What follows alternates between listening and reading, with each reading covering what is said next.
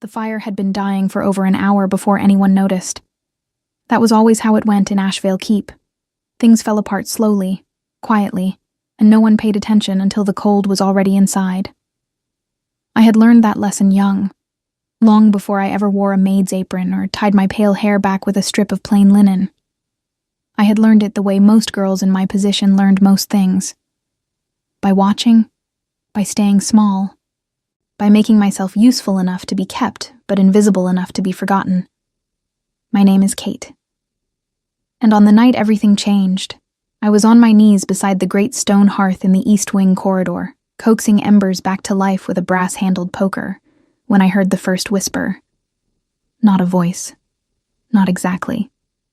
More like the shape of words pressed against the far side of a wall. Low, urgent, deliberate. The kind of sound that isn't meant to travel, but does anyway, because stone is old and full of cracks, and some secrets are too heavy to be contained. I stilled my hand. The fire popped once, then settled. Confirmed. 3 of Harrow's men crossed the eastern pass before nightfall. They are inside the walls. I recognized the voice. Commander Drez, head of the Keep's inner guard, a wide-shouldered man with a jaw like a cliff face, and eyes that had never once looked at me directly. He spoke to someone I couldn't see, his tone carrying the particular flatness of a man delivering news he does not want to deliver. "And the king?" the second voice asked. A pause. Long enough to mean something. "He insists on attending the council gathering, as planned." I pressed my back against the cold wall, the poker still in my hand, my pulse a quiet and quickening thing in my throat. I had been in this keep for 3 years. I had poured wine for lords, and carried linens for ladies, and swept ash from a dozen hearths just like this one. I knew the rhythms of this place the way you know a song you've heard too many times. Every beat, every rest, every note that comes just before something breaks. And something was about to break. The council gathering was held in the round hall on the ground floor, a wide, domed room with tall windows that looked out onto the courtyard. By the time I carried the last tray of candles down from the upper stores and set them along the window ledge, the lords had already begun to arrive. I moved through them like water around stone. That was the art of it, to pour and to clear, and to replenish without ever making eye contact, without ever lingering. A good maid is a piece of furniture with hands. I had spent 3 years perfecting that particular form of disappearance. But tonight, I kept looking at the doors. There were 4 entrances to the round hall. The main one, tall, iron-hinged, facing the inner courtyard. 2 side passages that connected to the servants' quarters and the armory. And the 4th, a narrow door at the back, half hidden behind a tapestry depicting the old wolf wars, that led through a short corridor to the eastern gardens. The eastern gardens, which shared a wall with the passage that connected to the outer grounds. The outer grounds, where, if what I had overheard was true, 3 of Harrow's men were waiting. I set down the last candle. My hands were steadier than they had any right to be. It was none of my business. That was the sensible thought. The one that every instinct I had built over 23 years of careful, quiet survival was pushing to the front of my mind. I was a maid. I carried things and cleaned things and made myself small. The politics of alphas and rival lords, and whoever Harrow was, none of it had ever touched me, and none of it was supposed to.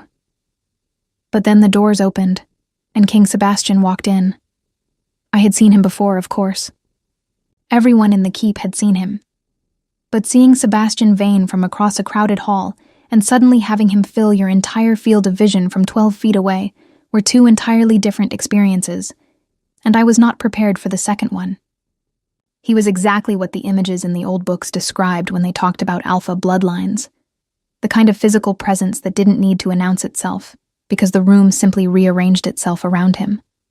Tall, broad through the shoulders, dark braids pulled back, a few loose strands falling across a jaw that looked like it had been cut from the same stone as the keep's walls. He wore leather and fur the way other men wore silk, as though comfort had nothing to do with it, as though armor was simply the natural state of his skin. But it was his eyes that stopped me. Blue. Sharp and cold, and, for just a fraction of a second, as he crossed the threshold and swept the room with a practiced, automatic assessment. Tired. Not physically. Something deeper than that.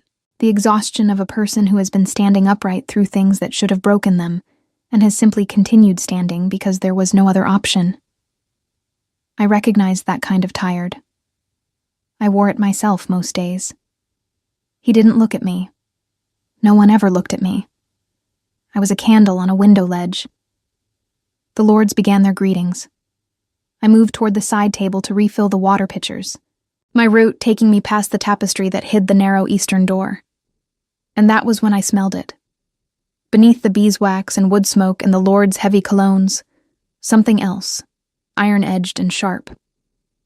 Like rain before a storm that has nothing clean about it. Like intention with no good name. It was coming from behind the tapestry. My whole body went cold. I looked at the king. He was speaking to Lord Fenwick, nodding at something being said, already turning toward the main table where the council maps were laid out. He would pass the tapestry in less than 30 seconds on his current path. The eastern door. Harrow's men. Inside the walls. My feet moved before my mind gave them permission. I crossed the room in 12 steps, cutting between two lords who barely registered my existence, and I reached the king just as he turned. I had no plan. I had no authority. I had nothing except the certainty lodged in my chest like a splinter of ice that if I did not say something in the next 5 seconds, the outcome would not be one I could live with. I leaned close. Close enough that my voice wouldn't carry past his ear. "Don't go," I whispered. "They're waiting outside." The room continued around us. Candles flickered. Lords murmured. And Sebastian Vane went completely, dangerously still. He did not look at me immediately. A full breath passed, measured, controlled, before those blue eyes dropped to my face. And when they did, they were not the tired eyes I had seen at the threshold. They were the eyes of something ancient and watchful that had simply been waiting for a reason to wake up. "What did you say?" His voice was low, quieter than I expected, the kind of quiet that isn't gentle. "The Eastern Garden Passage," I said, holding his gaze, even though every instinct I had screamed at me to look away. 3 men. They came through the outer wall before nightfall. I heard the guard commander, "Your name." The question cut through everything else. "Kate," I said. I'm one of the maids, East Wing." He studied me for exactly 3 seconds. I counted them because it was the only thing I could do to keep from shaking. Then he said, very quietly, "Walk with me to the window. Word count, 1-247. I've reached the natural pause point of the opening, but I'm running short of the 1-802 Euro0 word requirement. Let me continue block 1 to its proper length before asking for your authorization." We crossed to the far window, the one that faced the inner courtyard rather than the gardens. To anyone watching, it would look like the king had paused to exchange a brief word with a servant. Unremarkable. Invisible. Precisely the kind of moment no one records. "Tell me exactly what you heard," he said. He was looking out the window. His posture hadn't changed. Still the same deliberate stillness, still the same controlled weight. But I could feel the attention coming off him like heat from a forge. I told him. Precisely. The corridor. Drez's voice. The words about Harrow's men, and the Eastern Pass, and the king's refusal to alter his plans. I left nothing out and added nothing in, because I had spent 3 years learning that embellishment was the first way to lose someone's trust, and I did not know yet how much of his I would need. When I finished, he was quiet for a moment. "You carry trays," he said. It wasn't a question or an insult. It was simply an observation, a man cataloging information. "Among other things. And you chose to come to me instead of going to the commander." I hesitated. Not because I didn't know the answer, but because the answer was the kind of thing that sounded foolish when said aloud. The commander was the one speaking, I said finally. I didn't know what that meant. I still don't. But I thought you should know before. I glanced toward the tapestry. Before you walked past that door. His jaw shifted slightly. Something in his expression moved. Not softened exactly, but adjusted. You were afraid to come to me, he said. Yes. But you came anyway. Yes. Another silence. Outside, the courtyard torches guttered in a wind that had picked up since sundown, sending pale lights stuttering across the stone. Go back to your work, he said quietly. Stay in the main hall.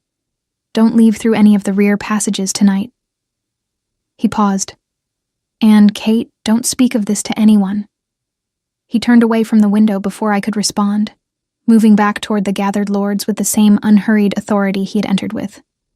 No signal to his guards. No dramatic shift in the room's atmosphere. Just a man returning to a table covered in maps, as though the last 2 minutes had been nothing at all.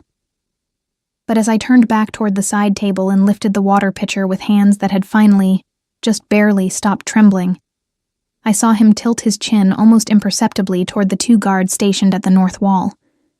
A single, small gesture. By the time I had refilled the first goblet, both men had quietly, efficiently repositioned themselves between the lords and the tapestry at the back of the room. He had believed me. I didn't know what to do with that. No one of consequence had believed me about anything in a very long time. I kept my eyes on my work. I kept my movements small and practiced and forgettable. I did not look at the eastern door, or at the king, or at the guards now standing between them. But I listened.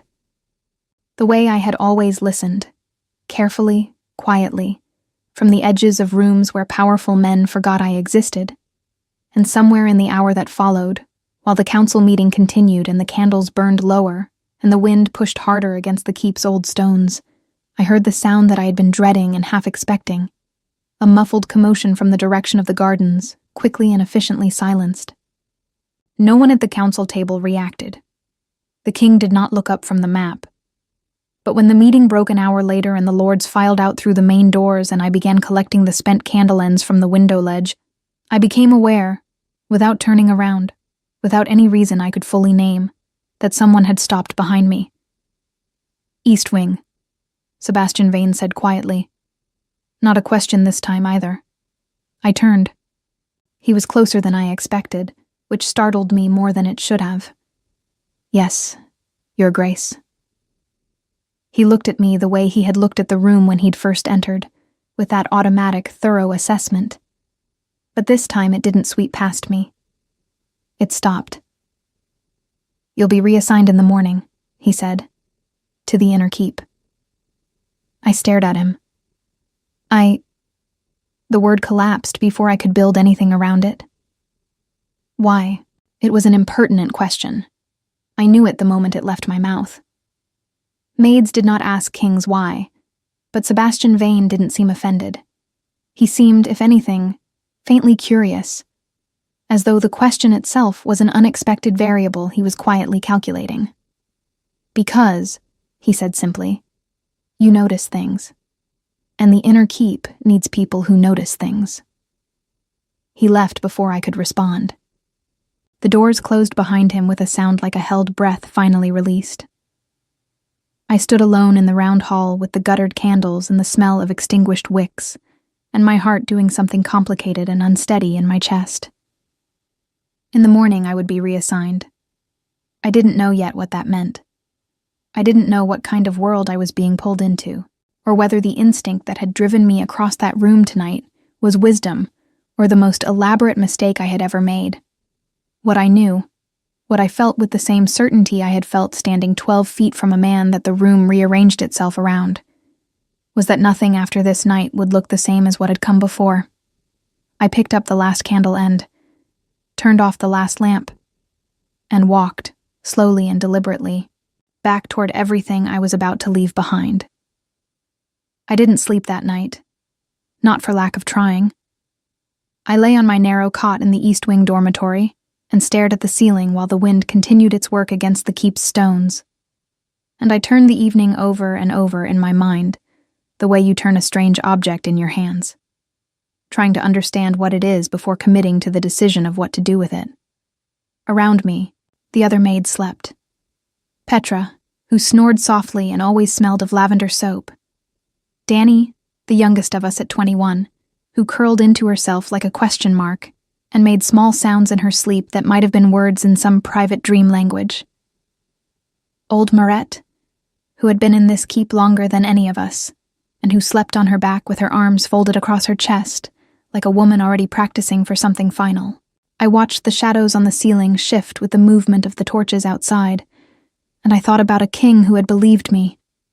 Not a lord, not a steward, not even a senior guard who might have had some practical reason to take a maid's whispered warning seriously.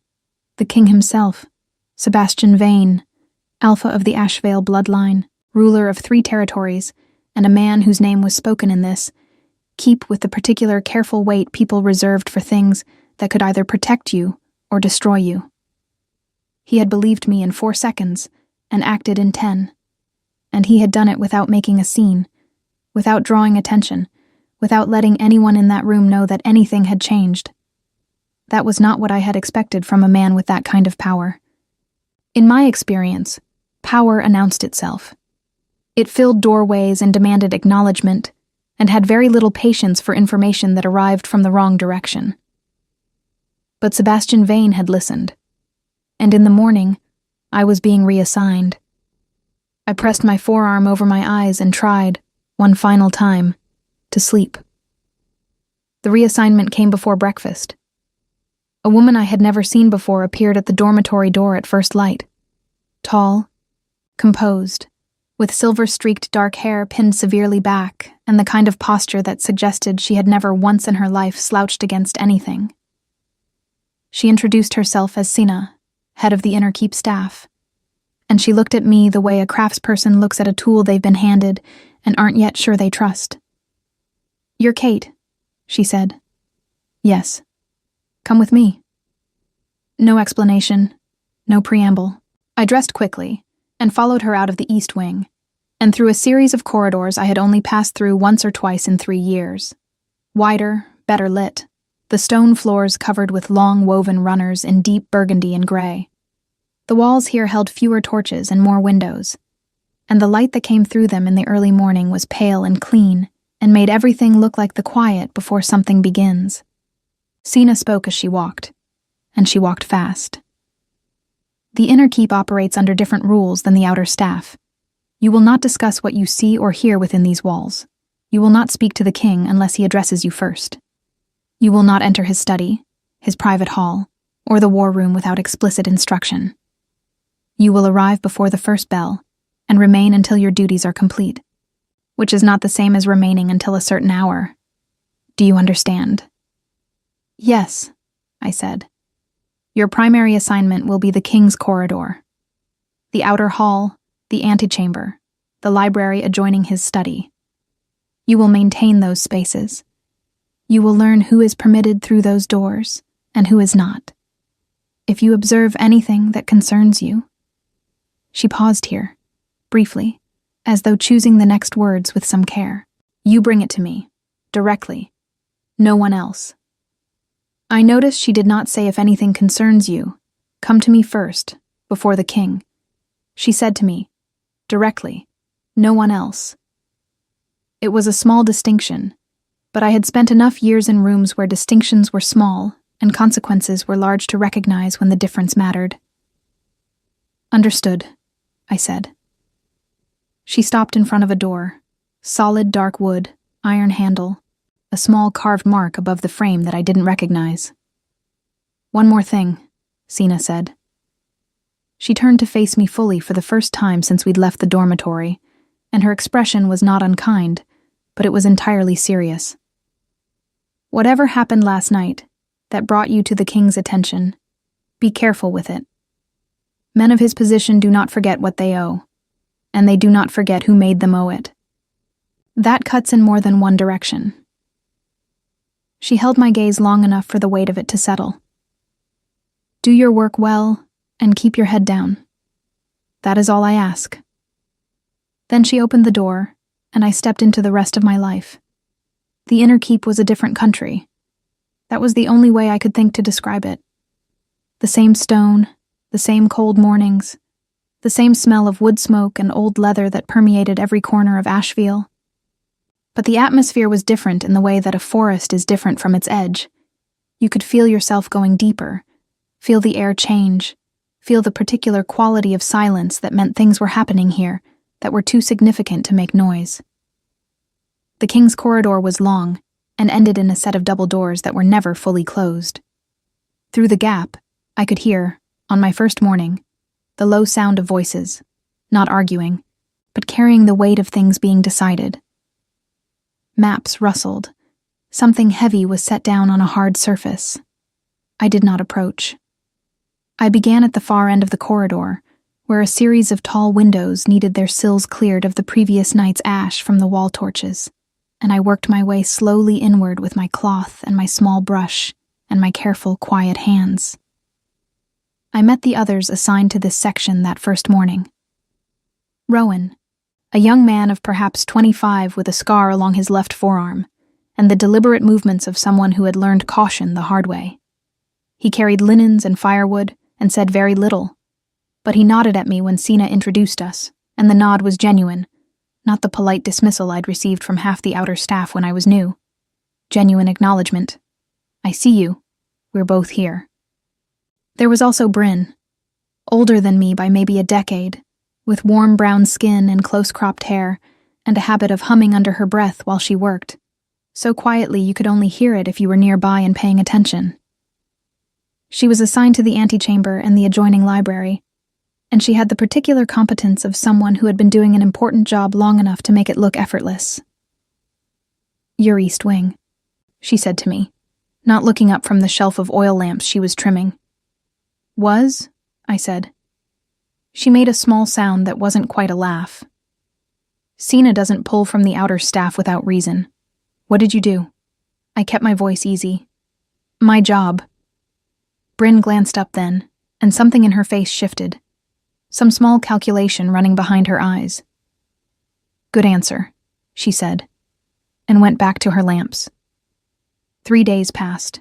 I learned the rhythm of the corridor, the way I had learned every other rhythm in this keep. Through repetition and attention, and the patience of someone who has never had the luxury of rushing anything. I learned which floorboards spoke if you stepped wrong. I learned that the double doors at the end of the hall were drawn almost closed when the king was in his study alone, and left slightly wider when he was meeting with someone. A signal, I eventually understood, to his guards stationed at the far end that entry was currently permitted. I learned that Sebastian Vane rose before dawn. I knew this because on my second morning, arriving before first bell to clear the ash from the corridor hearth, I had looked up from the grate to find him already in the hall, dressed not in the leather armor of the council knight, but in something plainer, darker, a long-sleeved shirt and riding trousers, his braids loose and half undone in a way that made him look, not less formidable exactly, but differently formidable. As though the armor was one version of him, and this was another, and both were real. He hadn't expected me. That much was clear.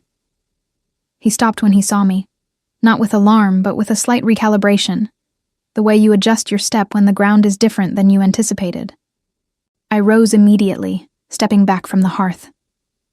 "Your Grace, I apologize. I'll return when—" "Carry on," he said. Then he walked past me toward the far end of the corridor, and the day began. On the third morning, he did not walk past. He stopped. Not close, 3 or 4 feet away, and he looked at the hearth where I was working, then at me, with that same quality of assessment that I was starting to understand was simply how he processed the world. Everything evaluated. Everything filed. "The East Wing hearths," he said. "You maintain those as well?" "Yes, Your Grace. For 2 years." He nodded once, looked at the grate. "You layer the tinder differently than the others." I glanced up, startled. Not that he'd noticed, but that he'd said so. The bark catches faster if it's angled toward the draft, I said carefully. It makes the fire take on the first strike instead of the third or fourth. Less smoke in the corridor. He looked at me for a moment. That same 3-second count. The commander's report, he said quietly, confirmed everything you told me. 3 men, Harrows, the Eastern Passage. My hands stilled on the poker. You could have gone to any guard in the hall that night, he said. Or said nothing at all. Yes, I agreed. Why didn't you? The question was the same one I had been asking myself in the dark for 3 nights, and I still hadn't found an answer clean enough to hand to someone else. So I gave him the only true one I had. Because you were the one walking toward the door, I said. And I couldn't make myself not say something. The corridor was very quiet. Sebastian Vane looked at me for a moment longer than he had on any of the previous occasions. Long enough for me to feel the weight of it. Long enough for something to shift in the quality of the silence between us. Then he said, "Don't make yourself smaller than you are, Kate." And he walked away before I could decide what to do with that. I turned back to the hearth. My hands had resumed their work without my permission, and the fire caught on the first strike, just as it always did when the tinder was layered right. I stared at the flame for a long moment. Don't make yourself smaller than you are. 3 years of making myself smaller. 3 years of perfecting the art of the invisible, and a king with tired blue eyes and leather armor had looked directly at something I'd spent years hiding and named it out loud, without even raising his voice. I didn't know what frightened me more, that he had seen it, or that some stubborn, quiet part of me had wanted him to. The name Harrow began appearing everywhere after that, the way a crack appears in old plaster. First you notice one, then you realize they've been spreading for a long time and you simply weren't looking in the right places.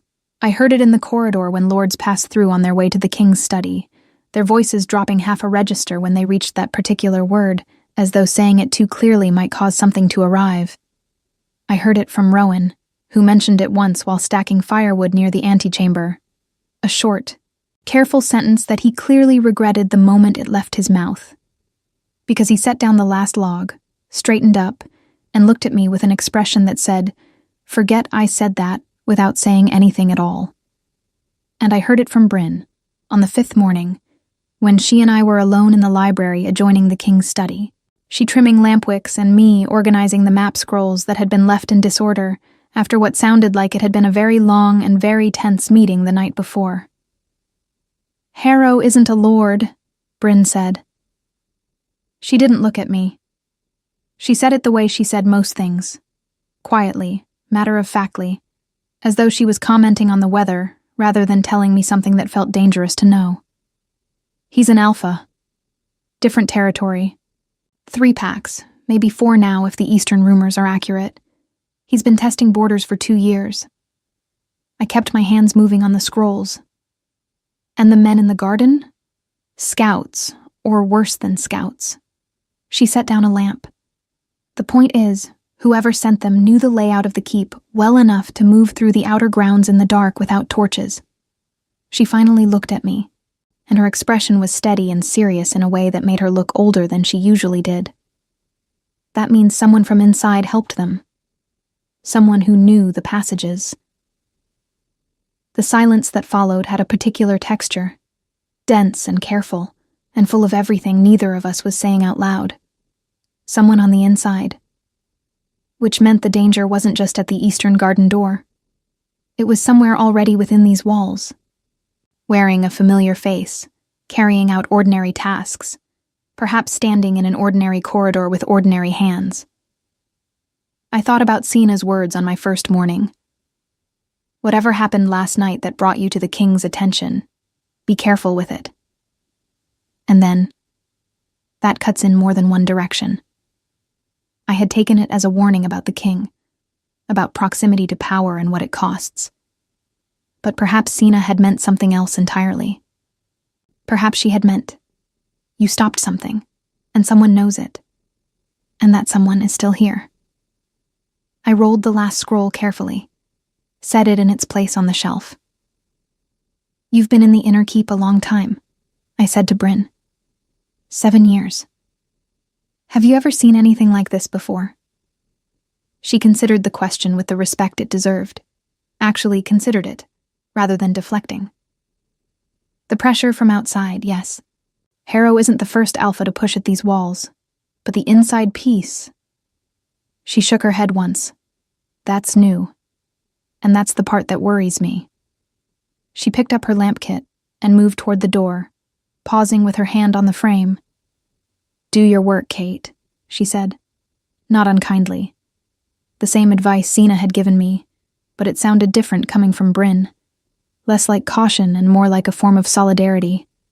Stay grounded. Stay useful. Stay in the place where you can see clearly. And keep noticing things. 2 weeks passed. The keep settled into a tense, watchful rhythm that everyone felt but no one named directly. Additional guards appeared at the outer passages. The council meetings, which had previously occurred twice weekly, were now happening every other day. Lords arrived from the northern territories. 2 I didn't recognize, and one whose name I'd heard before. Lord Casvan, a gray-haired man with a deliberate walk, and the habit of watching rooms rather than people, as though he trusted architecture more than faces. He noticed me on his second day in the corridor. Not the way people usually noticed maids. A flicker of recognition that something was there, like registering furniture, but actually noticed. Stopped walking. Looked. You're new to this section, he said. 2 weeks, my lord. From East Wing. He nodded slowly. Something moved behind his eyes that I couldn't read. And you're comfortable here, the inner keep? It was a strange question, too casual for its own framing. I had spent enough time in rooms where power lived to recognize when a casual question was doing something other than being casual. I go where Sina assigns me, my lord, I said. He held my gaze for a moment, then nodded again, and continued down the corridor. I told Bryn about it that evening, after the lamps were trimmed, and the corridor was quiet. She didn't react immediately. She was quiet for a long enough moment that I could hear the torches breathing in the wall brackets. Casvan has been in the king's confidence for a decade, she said finally. That's what everyone says. She paused. But then, what everyone says is the place where things hide best. I lay awake again that night, not with fear exactly. Something more precise than fear. The heightened awareness of a person who has realized that the map they were given doesn't quite match the territory they're standing in. It was on a Thursday, in the 3rd week, that I found the letter. I was straightening the antechamber before first bell, the room that served as a waiting space for anyone who came to see the king before being admitted to the study. It was a narrow room with 2 chairs, a side table, and a tall window that looked onto the inner courtyard. Simple. Functional. Not the kind of room where things were left behind, because the kind of people who waited in it were the kind of people who didn't make careless mistakes. Which was why the folded piece of paper tucked between the chair cushion and the armrest stopped me cold. It was small, plain. The fold was tight and deliberate. Someone hadn't dropped it accidentally. Someone had placed it there, hidden but retrievable, in a spot that would survive a casual glance but not a thorough hand. I stood very still for a moment, looking at it without touching it. Every sensible instinct said, "Take it to Senna." That was the instruction. Anything concerning, bring to Senna directly. I was a maid. I organized map scrolls and tended hearths and kept myself from being noticed. I was not an investigator, not a guard, not anyone with the authority to handle something like this. But I had also spent 23 years noticing things that other people didn't notice, and what I noticed right now, with the particular clarity that comes just before a decision, was that I had approximately 60 seconds before the guard rotation would bring someone past the antechamber door. I picked up the letter. It was not sealed. Inside, in a handwriting that was careful to the point of feeling disguised, were 7 words. The girl from the East Wing knows. Nothing else. No signature. No date. No clarification of what exactly I was supposed to know, or what the intended reader was supposed to do with that information. My fingers went cold. I refolded it exactly as I had found it, placed it back in the gap between the cushion and the armrest, straightened up, picked up my cleaning cloth, and walked to the far end of the corridor where Sina had her small station near the north entrance, and I told her everything in a voice that I kept low and even and utterly controlled, because the alternative was to let the fear in my chest reach my hands, and I could not afford that right now. Sina's face did not change while I spoke. That itself told me something. A woman who has trained herself not to react visibly is a woman who has needed that training. When I finished, she said, "Show me." We returned to the antechamber together. She retrieved the letter herself, read it once, refolded it, and placed it inside her jacket. Then she looked at me with an expression I hadn't seen from her before. Something that was not quite respect, but was adjacent to it. Something that acknowledged that I had done the right thing, and that the right thing had not been easy to do. "You'll come with me," she said. The king's study smelled like old paper and pine resin, and something darker beneath both, cedarwood maybe, or the particular cold scent of stone that has absorbed decades of candle smoke. I had been in the doorway twice before, but never fully inside, and the room was larger than I'd imagined, dominated by the wide desk covered in maps, and a stone hearth on the far wall, where the fire was already burning despite the early hour. Sebastian was standing at the window when we entered. He turned at Sena's voice, and his eyes moved immediately from her to me, not with surprise, but with the look of a man recalculating something he'd already been thinking about. Sina presented the letter. He read it in the same way she had, once, fully, without visible reaction. And then he set it on the desk and looked at me. "When did you find it?" 20 minutes ago, Your Grace." "And before you came to Senna, you read it." It wasn't an accusation. He said it the same way he'd said everything to me, as a statement of observed fact, waiting for confirmation. "Yes," I said. "Why did you read it instead of bringing it directly to her unread?" I met his eyes. "Because I needed to know what I was carrying before I carried it." The study was very quiet. The fire made small sounds in the grate. "You knew it might be about you," he said. "I thought it was possible, yes." He studied me for a long moment. Then he looked at Sina. Some communication passed between them that I wasn't part of, brief and efficient, the shorthand of two people who have worked in proximity long enough to have a language of glances. Sina nodded once and moved toward the door. "Kate," Sebastian said. I turned back to him. "Sit down." I stared at him. In 3 years in this keep, no one with authority had ever asked me to sit in their presence. It was such a fundamental departure from everything I understood about my place in this building that for a moment, I genuinely didn't know how to make my body do it. But I found the chair across from his desk. I sat.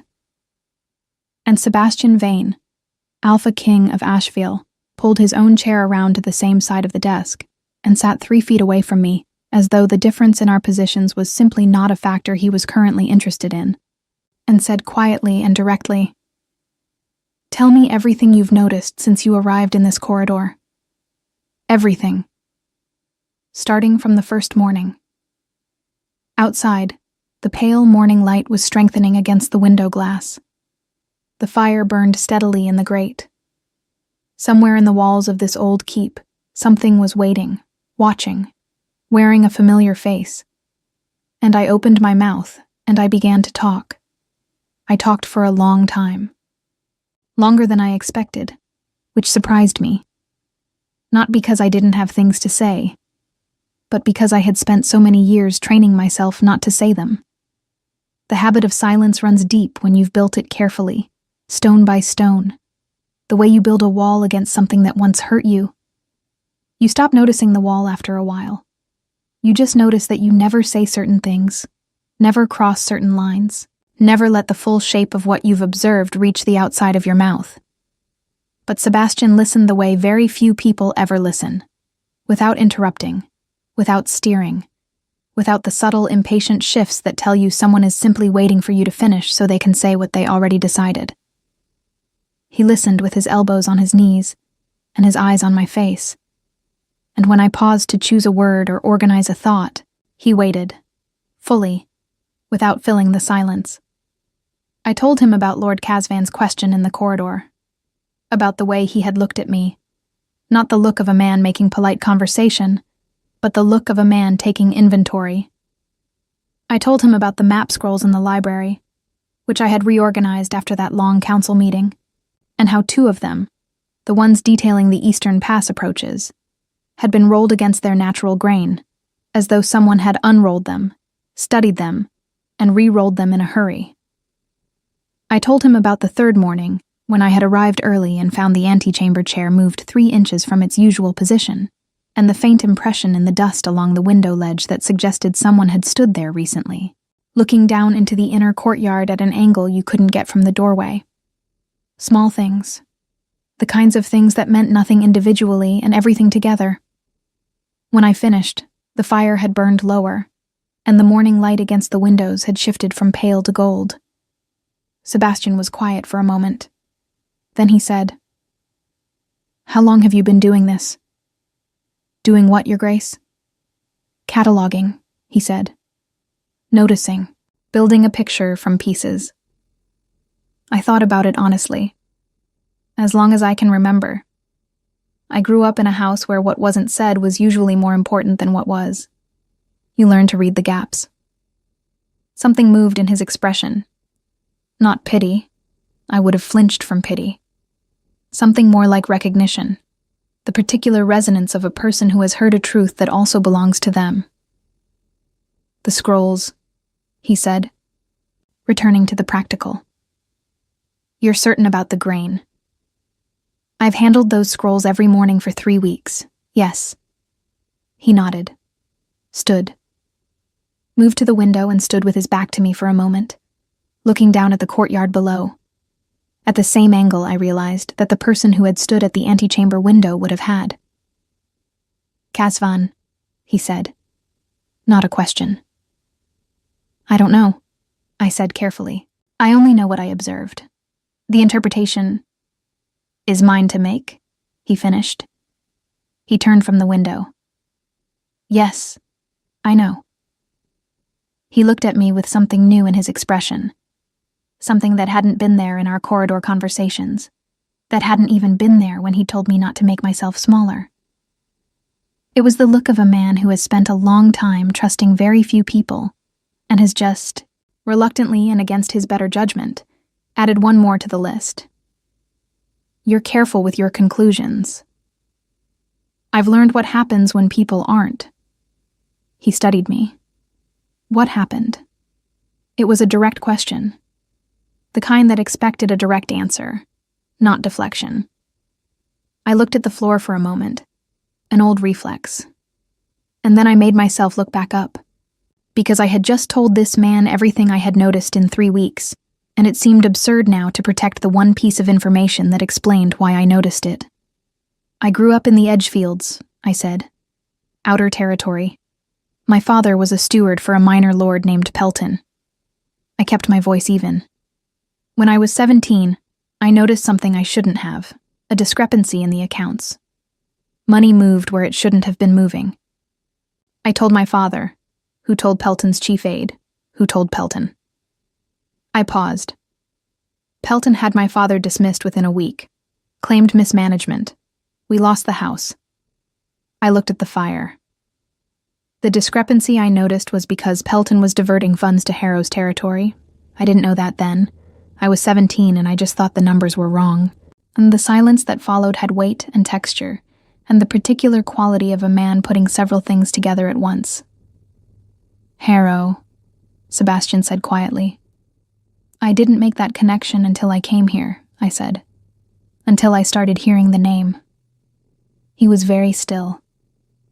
"You've known this for 3 weeks and said nothing." "I wasn't certain it was relevant," I said. "I'm still not certain. It might be coincidence. Pelton served a dozen lords. Harrow has connections across 4 territories. The overlap might mean nothing. Or it might mean, Sebastian said slowly, that you've been connected to this longer than either of us realized. The fire made a sound like a quiet exhale. I had thought about that in the dark, too. The possibility that my history wasn't a separate story running parallel to this one, but a thread in the same piece of cloth, pulled from a different end, moving toward the same knot. Yes, I said, or that. He dismissed me an hour later with the same quiet economy with which he did most things, and I returned to my duties in the corridor feeling like someone who had walked into a room expecting to carry a tray, and had instead been handed something much heavier that they had, against all odds, not dropped. Rowan was in the corridor when I returned, resetting the wall torch brackets. He glanced at me, a quick sideways look, and then returned his attention to the bracket and didn't ask. I liked that about Rowan. He noticed things too in his way, and he was wise enough not to ask about the things that weren't his to know. I began the afternoon tasks, swept the corridor, cleared the grate in the outer hearth, checked the antechamber. The chair was in its correct position, the window ledge clean, no trace of anything that shouldn't be there. But I kept thinking about the letter. The girl from the East Wing knows. Knows what exactly was the question I hadn't let myself fully sit with yet, because there were several possible answers, and they grew progressively more unsettling the further you followed the logic. Option 1. Whoever wrote it believed I had noticed the scouts, the Eastern Garden, Harrow's men, and had told the king.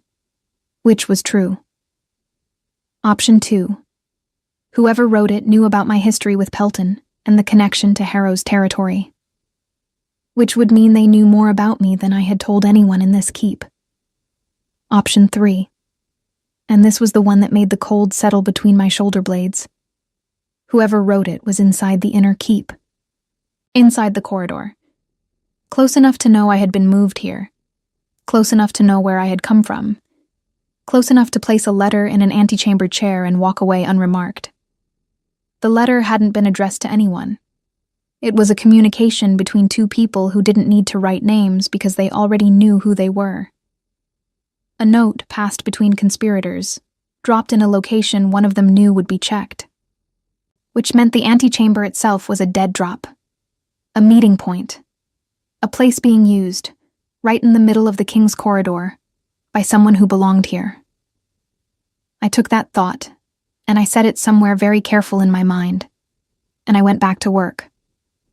That evening, I found Bryn in the library and told her about the letter, because Sina had not told me to keep it from her, and because Bryn had 7 years in this corridor and I needed her eyes on the same picture I was building. She listened without expression. When I finished, she sat with it for a long moment, turning a lamp wick between her fingers the way other people might turn a coin. The chair in the antechamber, she said finally. Has it moved again since this morning? No, I checked this afternoon. The window ledge? Clean. She nodded slowly. Then, they know it was found. They'll change the location. I hadn't thought of that. The moment I had brought the letter to Sina, whoever left it, or whoever was supposed to retrieve it, would have noticed its absence, would have adjusted. Bryn, I said, who has access to the antechamber besides us, Rowan, and Sina? She looked at me carefully. Any lord who comes to see the king waits there, any senior guard on inner rotation, any member of the council on meeting days. She paused.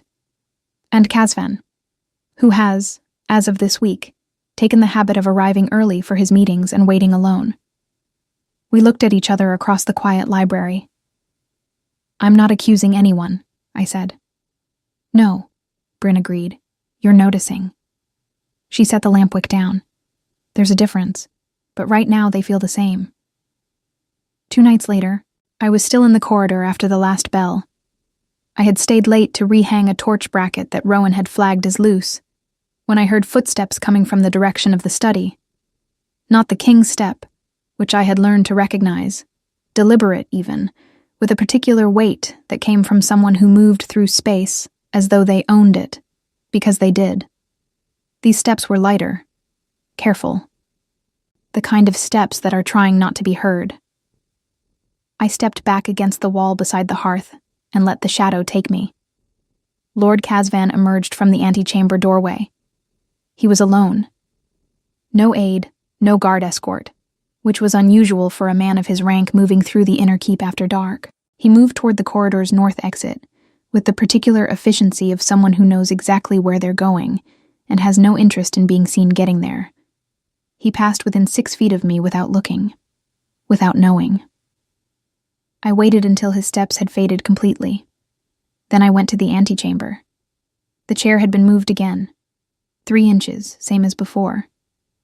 And on the window ledge, so small I almost missed it, a mark in the dust that hadn't been there that afternoon.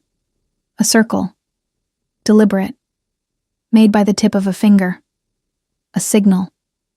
My heart was very loud in the quiet corridor. I did not touch anything. I turned around, walked back to the hearth, finished with the bracket, and then I walked, at the careful, unhurried pace of a maid at the end of a long day, directly to Sebastian's study door. I knocked. A pause. Then, "Come." He was at his desk, alone, with the remains of a working evening spread across the maps. Ink-stained fingers, a half-burned candle, the particular disarray of concentrated effort. He looked up when I entered, and his expression shifted immediately from the focused distance of deep thought to the sharp, present attention that seemed to be his natural response to anything that arrived unexpectedly. "Casvan," I said. "Just now, coming from the antechamber. The chair has moved again, and there's a mark on the window ledge." I paused. "I think he's signaling someone in the courtyard." Sebastian was already standing. He moved with a speed and efficiency that was startling after the quiet of the corridor, crossing to the window of his study in 3 strides and looking down at the courtyard from the angle I now recognized. He stood there for 5 seconds.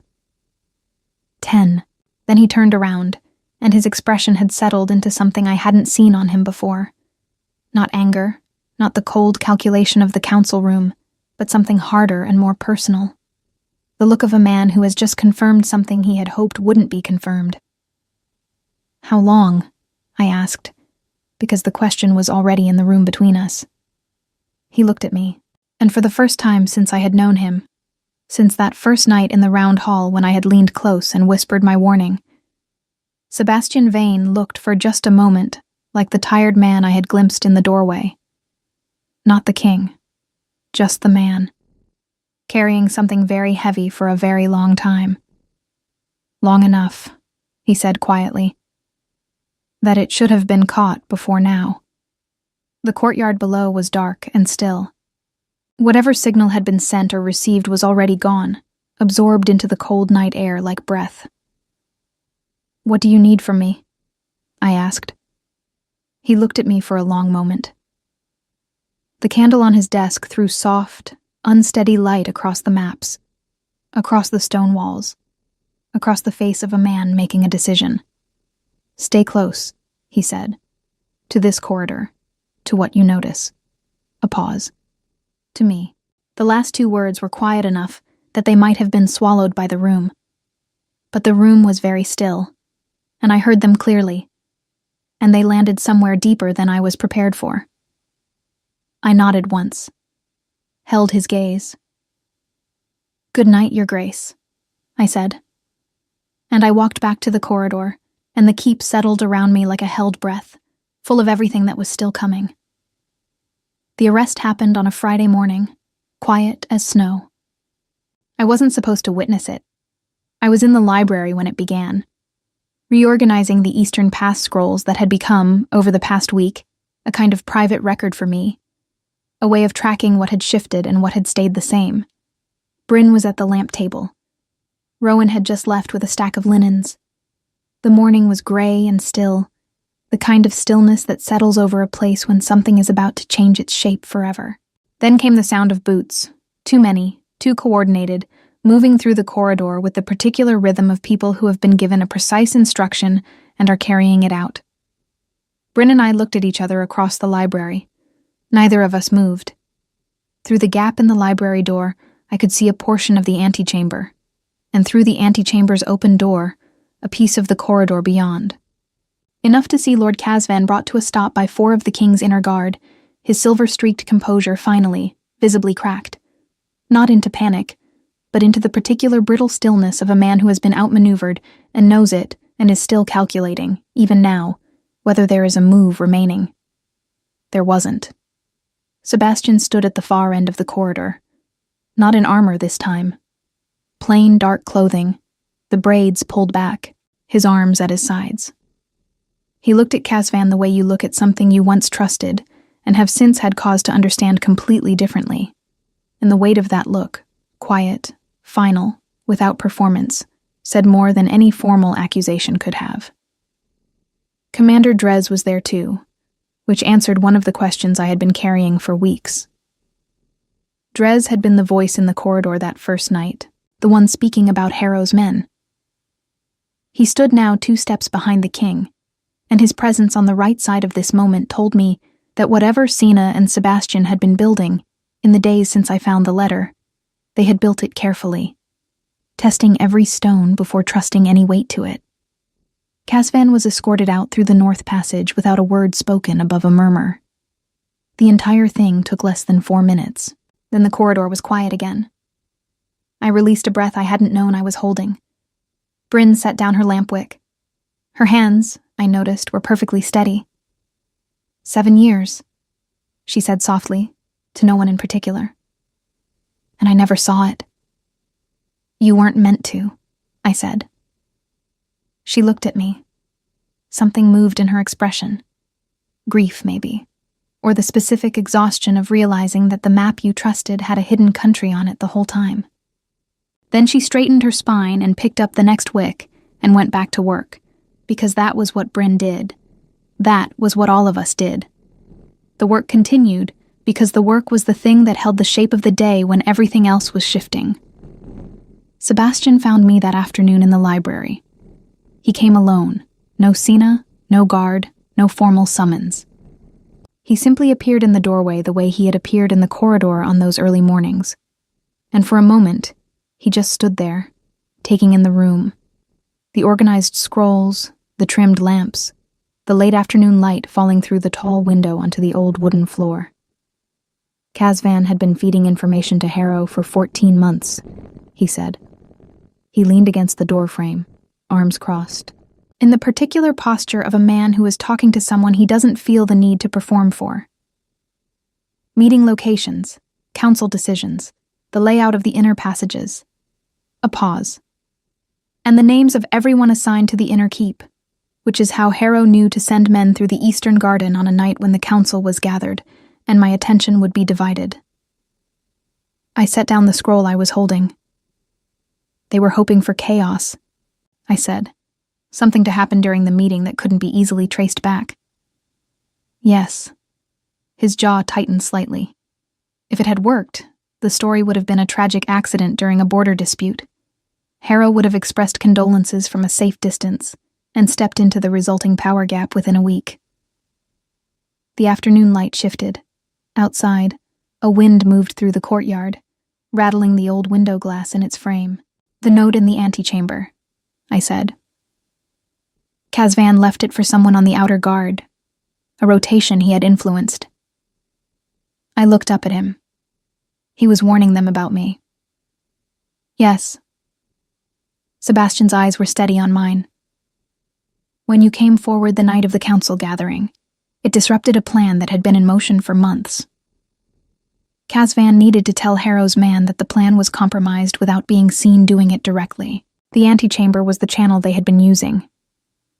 He paused. You found it before the message was acted on.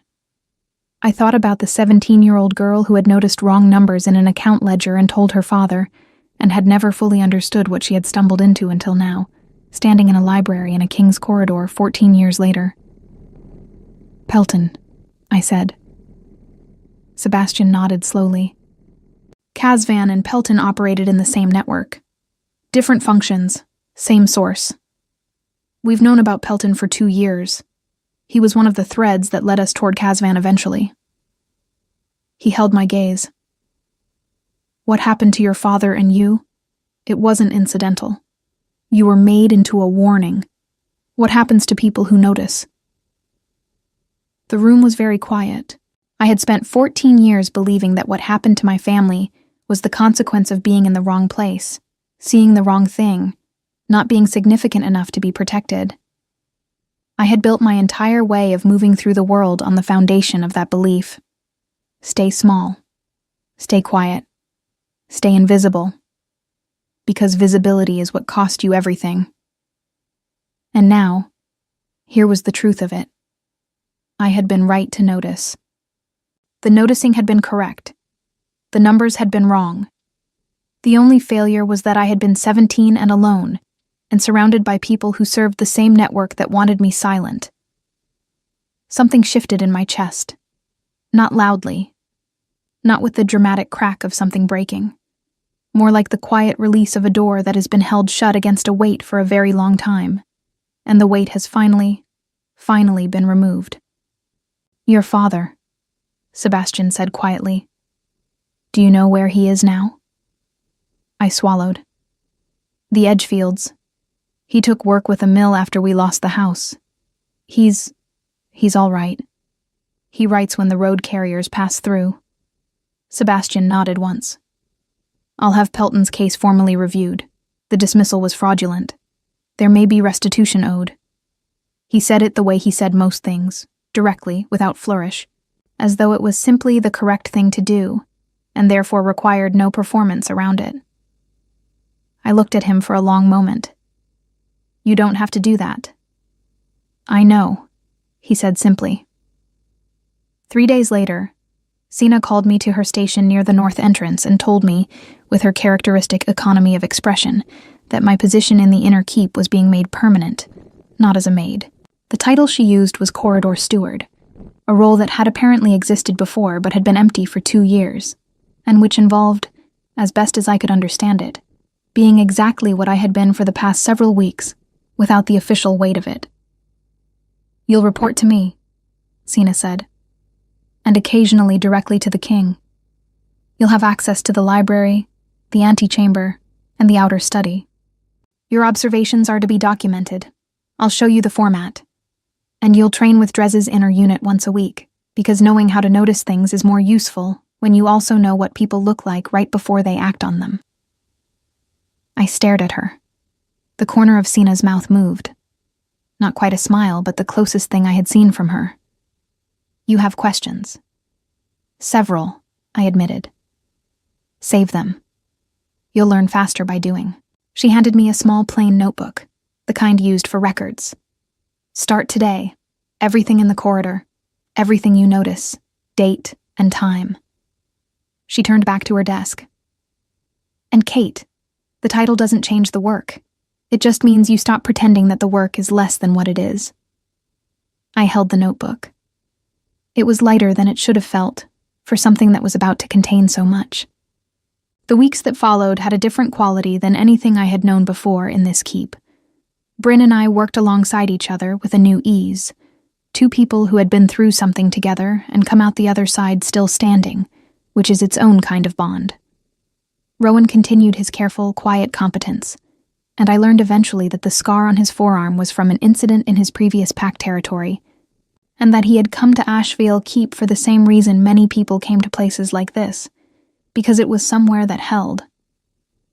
Harrow's network, unraveled from the inside, collapsed faster than anyone expected.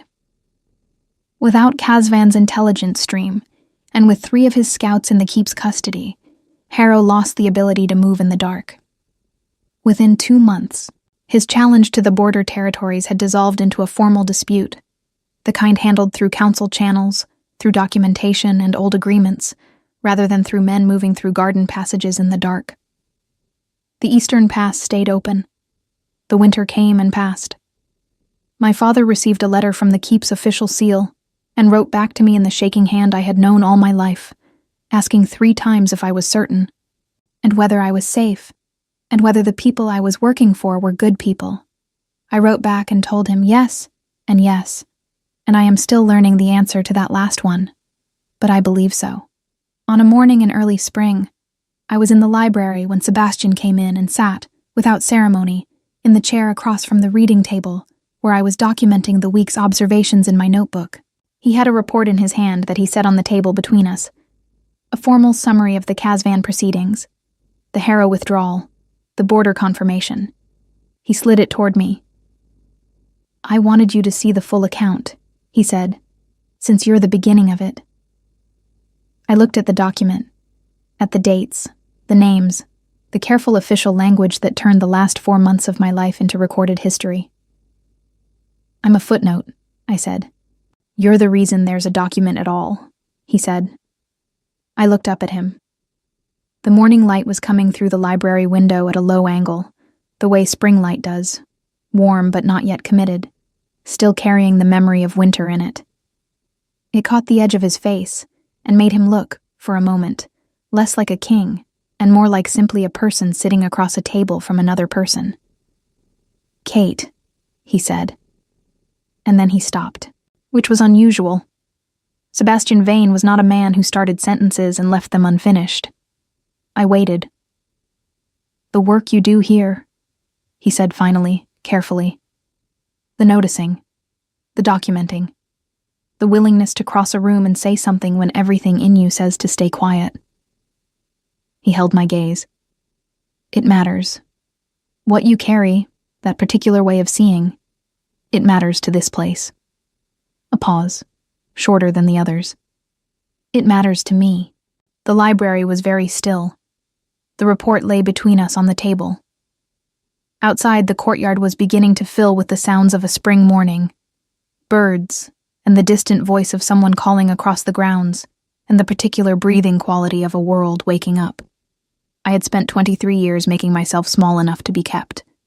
Small enough to be safe. Small enough to move through rooms full of powerful people without disturbing anything, without being seen, without costing anyone the effort of acknowledgement. And sitting here, in a library that had become mine in some quiet way I hadn't planned for, with a plain notebook full of careful observations, and a man looking at me as though the full, real size of me was not inconvenient but necessary. I understood, finally, what it felt like to take up exactly the space you were supposed to take up. Not more, not less. Exactly. "Thank you," I said, "for listening. That first night. Thank you," he said quietly, "for speaking." That spring, the keep changed in ways both visible and invisible. New arrangements were made within the inner staff. The corridor steward position was formalized in the keep's official records. The first time in 11 years the role had been actively filled. Sina, characteristically, marked the occasion by handing me a second notebook and increasing my documentation requirements. Bryn laughed when I told her, which was the best sound the library had produced in months. Rowan, without comment, built a small shelf beside my station in the corridor for the notebooks. He measured it twice and installed it level, and said nothing about it, which was entirely in character and meant more to me than a speech would have. And Sebastian, the king who had believed a maid's whispered warning and built something from it, continued to arrive at his corridor before dawn and to pass through the library in the afternoon, and to sit occasionally at the table across from me with documents and maps and the particular quality of presence that had stopped feeling like power and started feeling like the most honest thing in the building. We did not become something with a simple name. What grew between us was slower and quieter than that, built from shared mornings and careful words and the particular intimacy of two people who have learned to see each other clearly and have chosen not to look away. But it was real. More real than most things I had known. And it was mine. Years later, and I say years because that is the true measure of how completely a life can turn, I would sometimes stand at the library window in the late afternoon and look down at the inner courtyard and think about the girl I had been on that Thursday evening, kneeling beside a dying hearth in the East Wing corridor, listening to a half-heard conversation through cold stone. That girl had believed that her greatest skill was disappearing, that the best thing she could be was unnoticeable, that the world was safer when she made herself into furniture. She had been wrong. Not because the world was safe. The world was not safe. and I knew that better now than I ever had. But because the answer to an unsafe world was never to make yourself into something that couldn't be hurt. The answer was to notice, to speak, to cross the room when everything in you screamed to stay, to lean close and say, "Don't go, they're waiting outside," and to trust that the right person will listen. Ashvale Keep stood through that winter and the next. The eastern borders held, the council rebuilt, slowly and carefully, from the inside out. My father came to visit in the second spring and walked through these corridors with wide eyes and a straight spine that I hadn't seen in 14 years, and held my face in his hands in the library doorway and said nothing for a long moment because there was too much to say. That was enough. That was more than enough.